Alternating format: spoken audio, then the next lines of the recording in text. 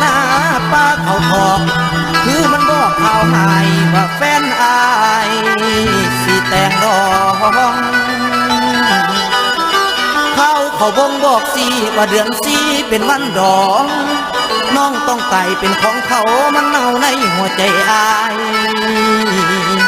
ใจสิไว้ลงกับมองหัวใจมองลงกับพี่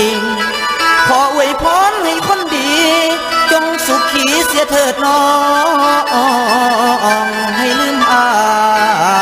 ยอย่าห่วง